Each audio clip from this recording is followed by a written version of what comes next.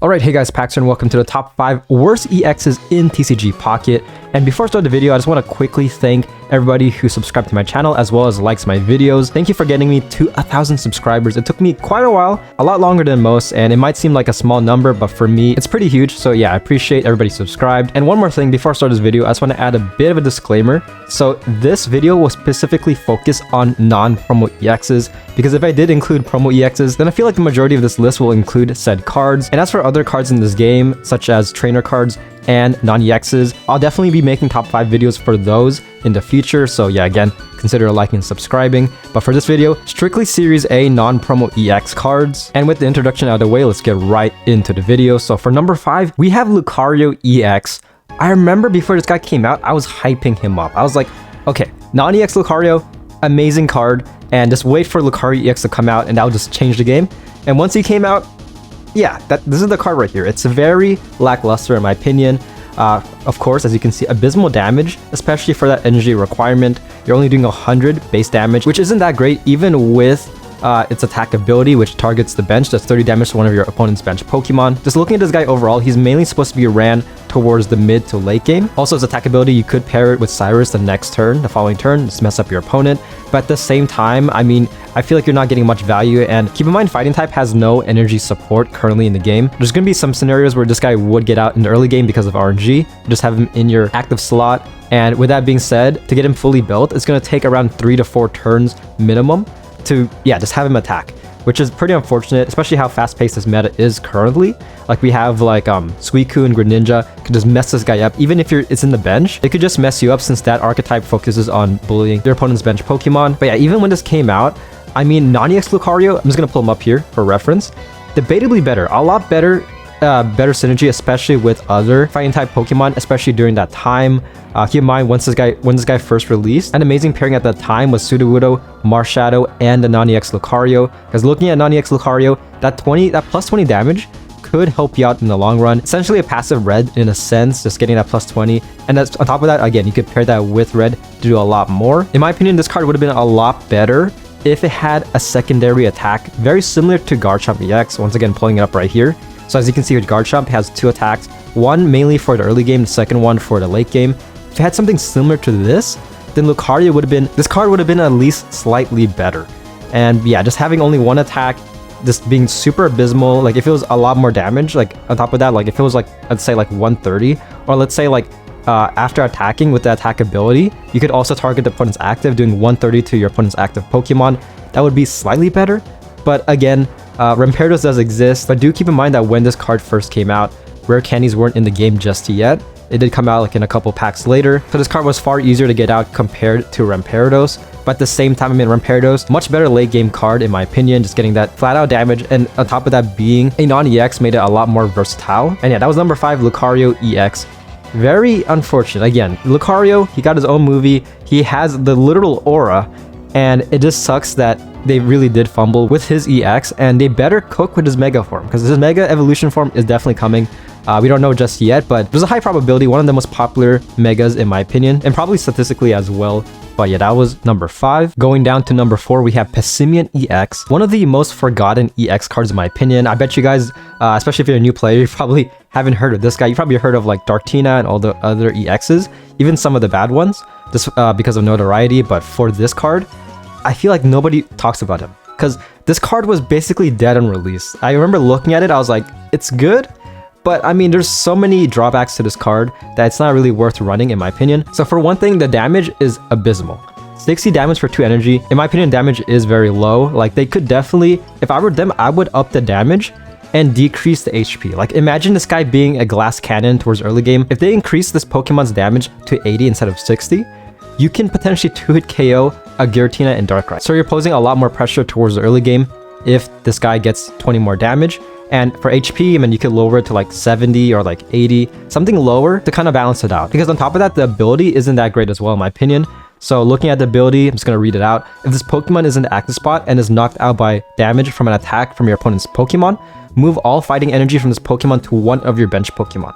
So keep in mind that this is all reliant that your opponent's active Pokemon knocks it out from an attack. In other words, getting knocked out because of status, conditions, also from abilities, does not trigger this card's ability. One example of this is Darkrai. So Darkrai, if this card gets taken out by Darkrai's ability, Offload Pass does not take into effect. Same thing with, again, Burned, Rocky Helmet, Poison. So yeah, there's a lot of ways to counter this card.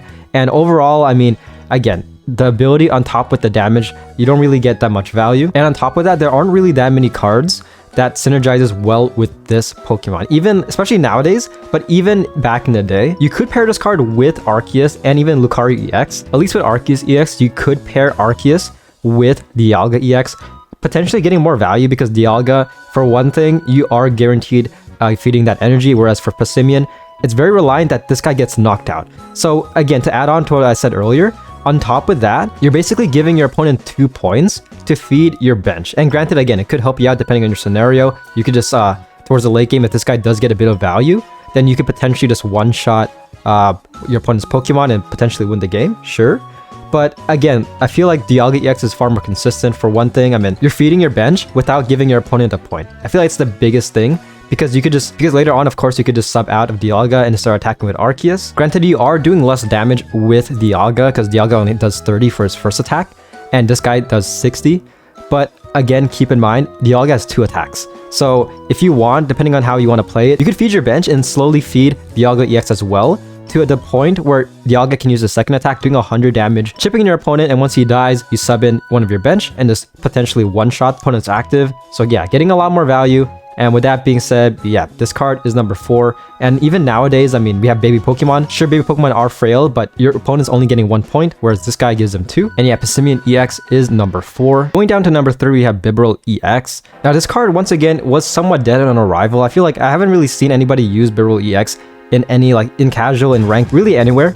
And I feel like the main thing that kind of hinders this card is the energy requirement. Because look at this energy requirement right here. What am I looking at? So 4 energy. So it requires 4 energy, does 100 damage. On top of that, you can heal 30 damage from this Pokemon. Yeah, I mean, I feel like this card really didn't age that well. Like, it is pretty unfortunate because, I mean, we have other cards that are very similar, such as, I'd say, Espeon EX. I feel like that card does Bibarel EX's job, but a lot better. Having its heal be an ability instead of an attack ability is a lot better because, I mean, you could use it even when your Pokemon isn't fully built. Because getting this guy fully built is going to take several rounds. If you're doing it manually, it's going to take 4 to 5 rounds, which is going to take a long time. Which at that point, you might as well concede. And this came out during Shining Revelry, keep in mind. So there weren't really that many energy supports aside from Dialga EX. So you can very much run this guy with Dialga EX. But in my opinion, even having this guy out isn't really that great because, again, kind of self-explanatory, but you want to have this guy out towards the middle to late game. And even then, this card can get potentially 2-hit KO'd and one-shotted by a lot of cards. So this card came out in Shining Revelry. By then, we had cards such as Giratina, even Charizard EX, Genetic Apex, Arceus EX, that could just destroy this card. So with that being said, for this card, you definitely want to pair a lot of healing trainer cards such as Potion. PC Lady also came out during the same pack. So you very much want to maximize healing because 30 damage of healing, it really doesn't help you out. I feel like they could have made this a lot better, hands on potentially even S tier, if it was overheal. Like, let's say once this guy attacks, even at full HP, he gains 30. Granted, that's kind of overpowered in my opinion, depending on the scenario. And I don't know if that exists in the official TCG. Adding that ability would make this guy a lot better, a lot more use in my opinion. But as of now, again, I haven't seen this guy at all. And it's pretty unfortunate because Bidoof, I'm pretty sure most of you guys know about the lore behind Bidoof. Bidoof is quite possibly the best Pokemon, not because of its stats, but because of its lore. And yeah, nowadays, if you want to run this card, Suicune Greninja could just easily mess you up. Like, it takes too long to build this guy up, in my opinion. You're pretty much screwed. And also, looking at all the other EXs that came out in this pack, we got the second coming of Charizard EX. Not really that great when it first came out, but got a lot better later on. Beedrill EX, Giratina EX, enough said. Also, Tinkaton was pretty good as well, so I feel like this card definitely got overshadowed, being probably the worst EX Pokemon from that pack. And yeah, Bibarel EX was number 3. Alright, we are getting into the final 2. In my opinion, these 2 EXs just depress me. Just whenever I think of them, I just get super depressed. But yeah, for number 2, we have Dhelmise EX. This card, once again, just dead on arrival. People are asking, why does he exist? What is his purpose? And to this day, we don't really know. For one thing, the damage isn't that great for the energy requirement. And on top of that, the effect isn't that great as well. I mean, granted, it does kind of lock your opponent's active. But at the same time, during this meta, this guy just wasn't that great. Like, I feel like there were a lot of cards that could 2-hit KO him easily. even one hit KO. There's definitely one card that can. We'll get there in a bit. But yeah, I don't know what Dina was cooking because looking at this card, requires 3 energy, so you want to run this guy towards the middle to late game. And with that being said, the damage isn't that great. There's gonna be a lot of scenarios depending on what your opponent's running. If they're running very tanky stage 2 Pokemon, there's going to be times where this card will have to 3-hit KO your opponent's active Pokemon, giving 3 turns. Yeah, this was back when the grass archetype was actually good. So this card came out in Celestial Guardians, and in that same pack, we got the Decidueye EX 10 times better. So a lot better, and on top of that, a lot better pairing with another very meta grass card, Meowscarada, this especially against EXs. And on top of that, we had another one, kind of forgotten but also somewhat underrated, Serena. So Serena, I'm just going to pull up the card right here. This card is very interesting. Granted, it is RNG dependent. Well, what makes this a lot better than Dhelmise in my opinion, for one thing, you can be super aggressive towards early game because keep in mind, Rare Candy came out during the same pack. You could potentially get out Serena your 3rd turn if you went first and potentially do 150 damage. Granted, RNG dependent, you are flipping 3 coins, so you could just equally do 0 damage.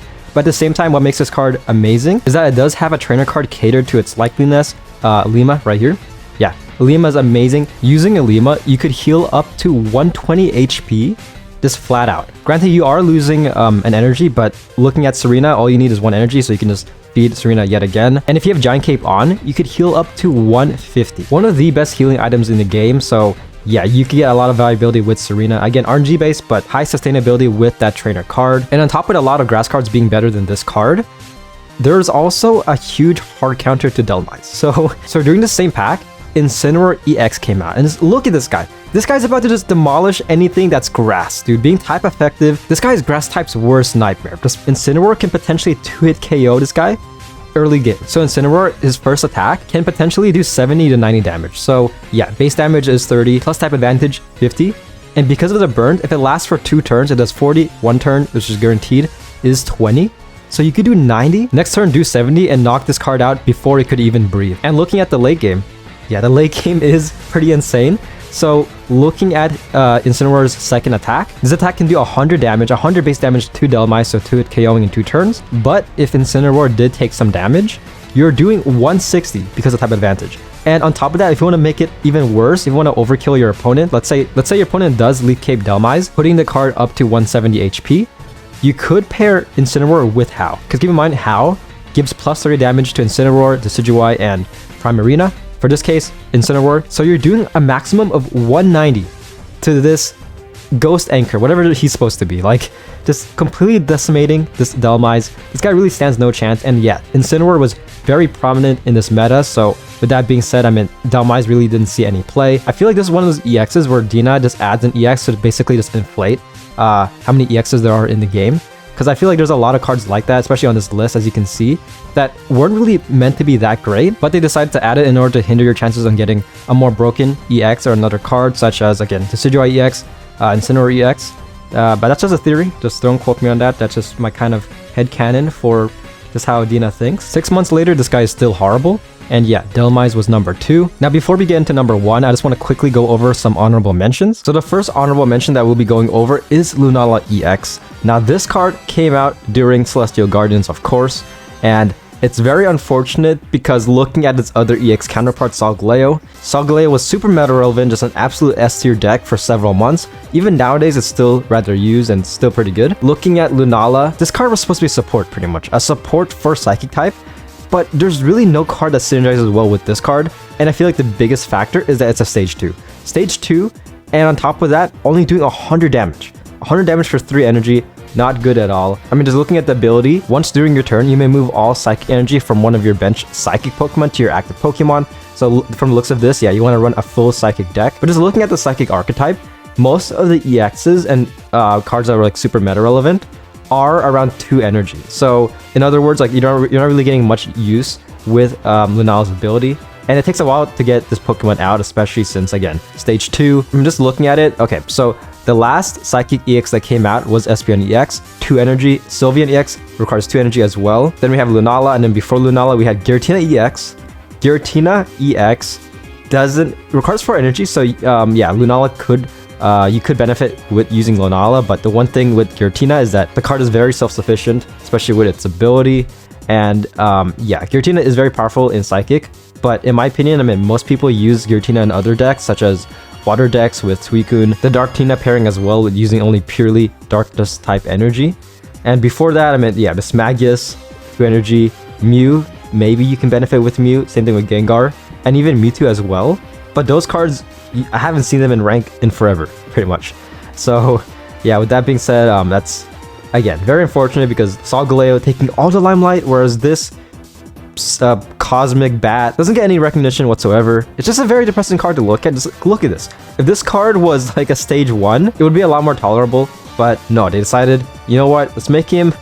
I mean, you never know. Maybe Dina's cooking like years ahead. What? Like, I wouldn't be surprised if this card would be relevant in certain decks like a year later, or maybe in Series B. This card is primarily made for psychic cards that require a lot of energy. And currently, I mean, even looking at non-EX, like we have Latios could benefit, I guess. That's pretty much it. Like, there hasn't been really any, aside from, I guess, Espeon and Sylveon, the non-EX versions, and also Shiinotic for like a month. There haven't really been like very meta-relevant non-EX cards that are psychic. And even then, the ones that were, like Togekiss, stage non-EX Togekiss, require only 2 energy. Another honorable mention is Lycanroc EX. Again, very similar circumstances with Lucario EX. If you're a Lycanroc fan, I feel bad for you, because Lycanroc is a pretty cool Pokemon. One of the best from Sun and Moon in my opinion. Just I don't know about stats, but just when it comes to aesthetic and just look. But overall, not really that great. I did reference the non-EX version in my previous top 5. So again, adding on to just the disappointment of Lycanroc fans, because that card got power crept very fast.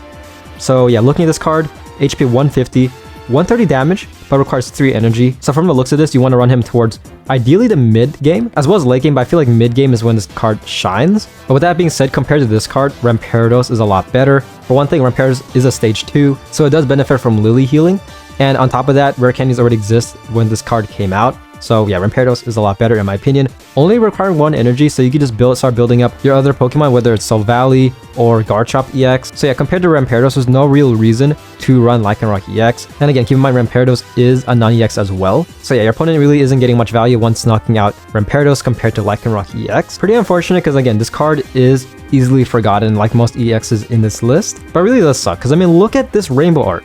One of the best rainbow arts in my opinion in this game. I just love the color palette, the scenery, everything about this art looks amazing. Shout out to Jiro Sasumo for illustrating this art. Hopefully I'm saying that name correctly. But yeah, just a little honorable mention. All right, heading down to number 1, place your bets on who it will be. This Pokemon is known for its juices. Yep, people milk this Pokemon and apparently its juice tastes pretty good. Debatably better than Moo Moo Milk. Haven't tried any of them, but it does sound rather disgusting. But yeah, number 1 is Shuckle EX. This card is just an utter disappointment. I hate this card with a passion, personally. Just, why does it exist? I don't know. I'm not a Shuckle hater. Like, I'm very neutral with the Pokemon Shuckle, but just looking at this card kind of disgusts me because it really isn't that great at all. I feel like the best thing about this card is its ability. Solid Shell, this Pokemon takes minus 20 damage from attacks. That's the only thing that makes this card slightly better, I feel like, is the ability. Because looking at this attack, triple slap. This guy slaps 3 times and each time isn't that powerful. Granted, it only requires 1 energy, but looking at it, flip 3 coins, this attack does 20 damage for each heads. So at max, you're doing 60 damage, but equally so when it comes to RNG. If you get 3 tails, you are doing 0. So yeah, I feel like most of the times you'll either get probably like 20 to 40 damage, and that's not that great, especially with trainers that help with HP regeneration, such as Lily, PC Lady, Erica, Rita. Those exist. So with that being said, your opponent can just heal that damage back up. And on top of that, currently, from the time I'm uploading this video, grass type is basically dead. Most of the new grass types have fallen flat on their face. I feel like the only meta grass archetype is with Buzzwold EX, the Ultra Beast archetype, but that's very specific. I feel like that's a very elite, it's kind of like a very elite clan, if you want to think about it, because I mean, for that deck, you want to run all Ultra Beasts. And with that being said, Shuckle EX really has no place. He's going to get kicked out by Kartana, Pheromosa. And granted, you could argue that this card is meant, again, for the early game, not really seeing much mid-game to like late-game presence.